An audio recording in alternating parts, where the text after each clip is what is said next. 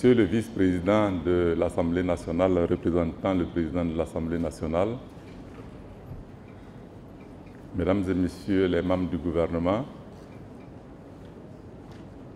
distingués invités, Mesdames et Messieurs, il m'est particulièrement agréable de vous souhaiter à vous tous une cordiale bienvenue à Ouagadougou. Vous qui êtes venus de si loin et de si près participer à ce symposium, je vous souhaite un agréable séjour au Burkina Faso, dans ce pays qui, malgré toutes les vicissitudes, continue d'être un pays d'hospitalité, un pays de paix et un pays de solidarité. Votre présence effective à cet important symposium témoigne de l'intérêt accordé à la cohésion sociale et au vivre ensemble et à la paix, non seulement dans notre sous-région, mais aussi dans le monde. Distingués invités, Mesdames et Messieurs, le thème du présent symposium, à savoir cohésion sociale et vivre ensemble, interpelle tout le monde au moment où nos pays font face à des défis majeurs comme les conflits intercommunautaires, le terrorisme et son corollaire, l'extrémisme violent, qui occasionne de nombreuses victimes civiles et militaires et engendre le déplacement massif de populations.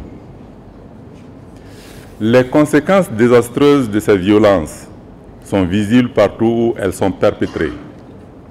C'est pourquoi je vous invite à garder en vous le souvenir vivace de toutes les victimes arrachées à notre affection par ces actes ignobles. Je vous invite également à avoir une pensée pour les nombreux blessés à qui je souhaite un prompt rétablissement. Chers participants, chères participantes, le thème du présent symposium, à savoir cohésion sociale et vivre ensemble, interpelle tout le monde au moment où nos pays font face à des défis majeurs comme les conflits intercommunautaires, le terrorisme et son corollaire, l'extrémisme violent qui occasionne de nombreuses victimes civiles et militaires et engendre le déplacement massif de populations. Face au terrorisme, nous devons imaginer ensemble des solutions vigoureuses et concertées. C'est en cela que le thème de ce symposium mérite des échanges féconds, susceptibles de déboucher sur une déclaration qui nous engage tous dans la promotion d'une culture de la paix.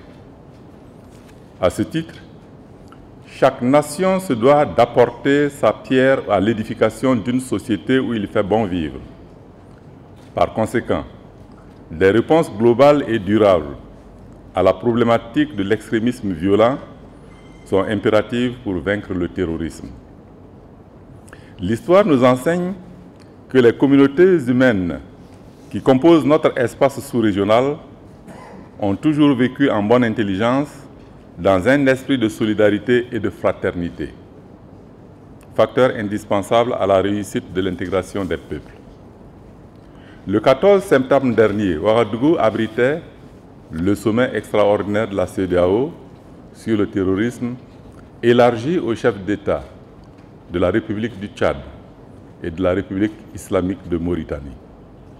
Cette conférence a pris des décisions très importantes portant notamment sur le renforcement des capacités dans plusieurs domaines, l'adoption d'un plan d'action 2020-2024 et la mobilisation des ressources financières en vue de faire face à l'urgence terroriste dans notre région.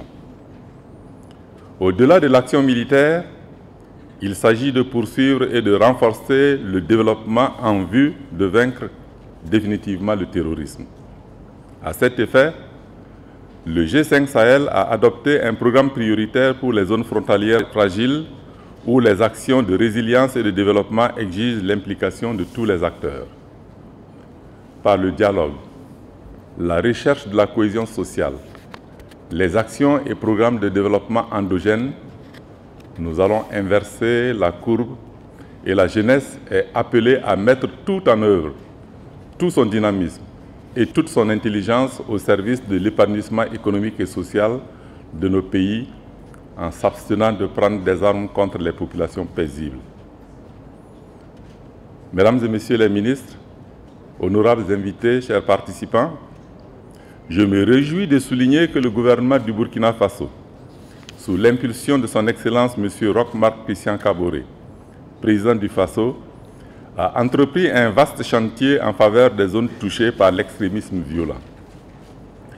Notre engagement dans ce combat contre le terrorisme s'est traduit par la mise en œuvre de plusieurs programmes et projets opérationnels.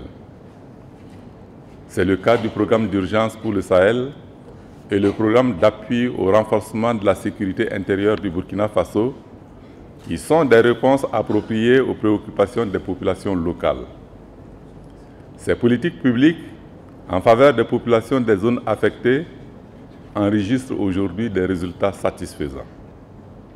Nous devons donc mutualiser nos efforts afin de prendre le dessus sur les forces du mal, l'obscurantisme et le fatalisme.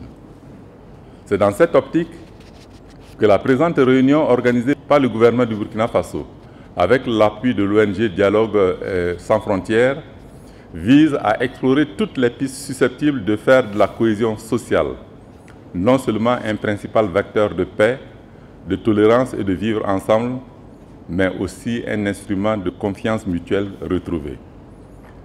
Dans cette œuvre gigantesque, la contribution de tous les fils et de toutes les filles de notre région est attendue. La communauté internationale, que je salue et que je remercie au passage, doit également participer à cette mobilisation de nos États et de nos peuples. De ce fait, les conclusions de cette rencontre sont fortement attendues par nos concitoyens.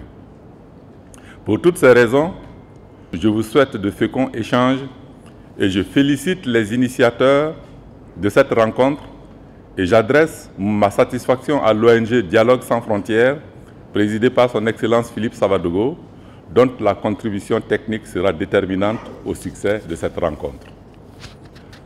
Sur cette note d'espoir et au nom du président du Faso, je déclare ouverte le symposium sur la cohésion sociale et le vivre ensemble. Plein succès à vos travaux et je vous remercie de votre aimable attention.